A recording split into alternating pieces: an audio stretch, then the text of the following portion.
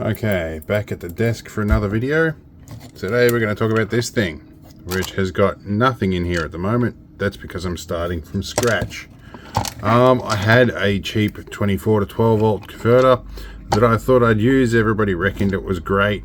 Well, it wasn't. It put 24 volts through things, so I fixed it properly. And yeah, so I have a display here that is has, I'm pretty sure, been over voltaged, along with a whole bunch of other things I've had to fix. So I'm just starting from scratch. Instead of going with an Arduino, having killed two of them, I'm going to go with an ESP32D. I've got a new display, and in the front here I decided to, unlike what I'd originally done was cut this out by hand, I made a jig and put it in my laser cutter and I cut it. There is still a little bit of overspill from where I manually cut it here, but the screen is in nicely. So yeah, basically this is a project that's going to take me a little while to get to.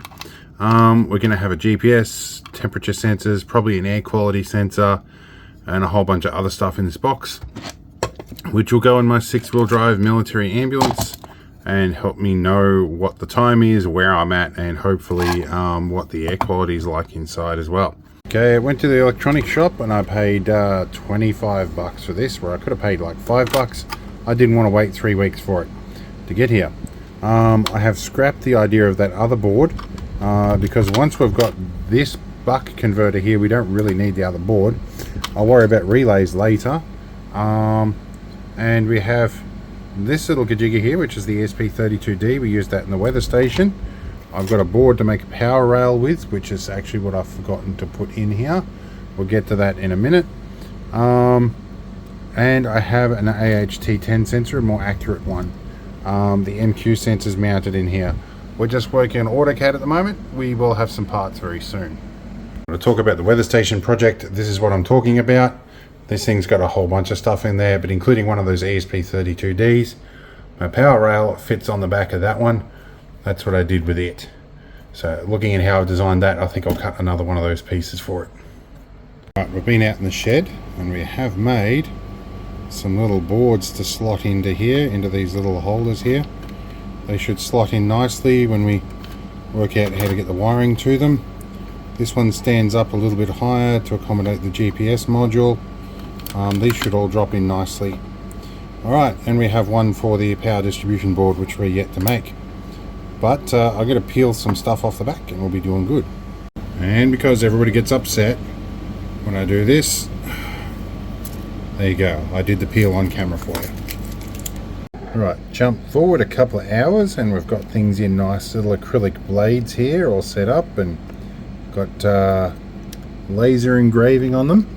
And I went and found the regulator and that is in, so it can be removed. We're going to calibrate that shortly. I've left the original bridge rectifier in. Need to slot that back in that little slot there. Hard to do through the viewfinder. Depth of perception's a bit weird. Anyway, and then my I'll put a little board behind this that will have the power distribution for the DuPont connectors, and there should be room to go over the top here where we need to. We should be pretty good. This part in the video is where we blow anything up. So I have checked that this black wire was the negative, and it is in the negative terminal. Now we need to calibrate this. The top side here where we have the power supply here, doesn't matter if we get that backwards because bridge rectifier. We'll give it 12 volts up here, and we've lit up here.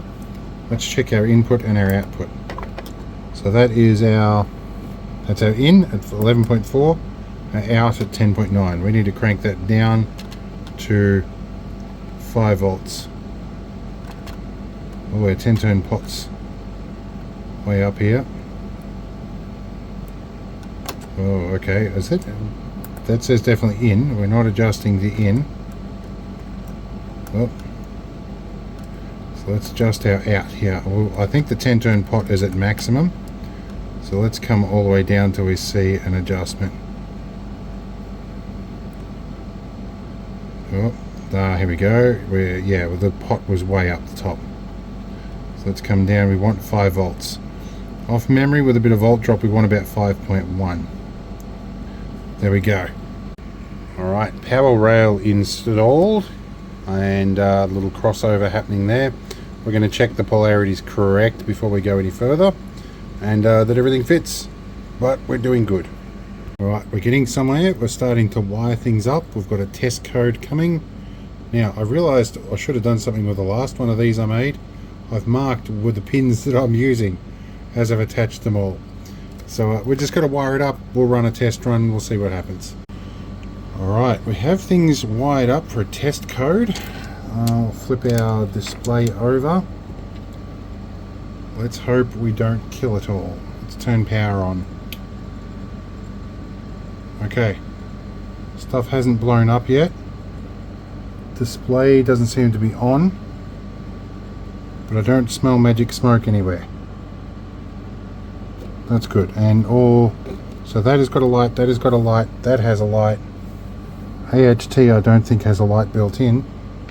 So we know that, and that are good. Regulator's good. Display, no idea yet. We'll work that out.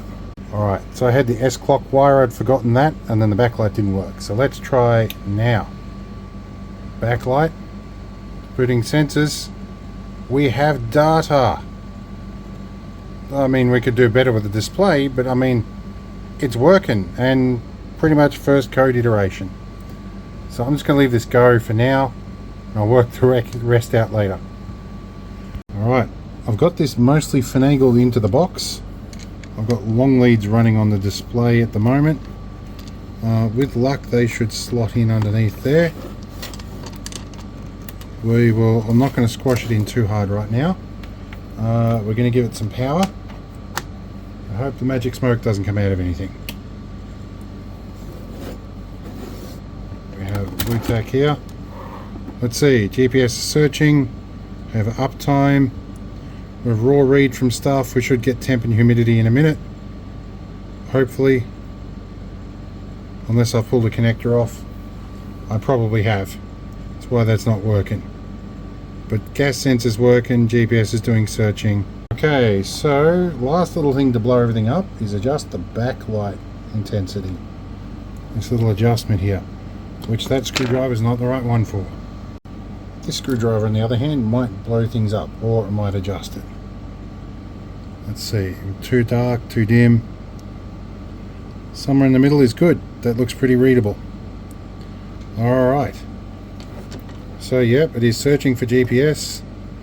It's got raw stuff. It's got the sensor test. So at the moment, things are working pretty right. I might just leave it run like this for a bit. I want to see if I can get the lid on with everything in here.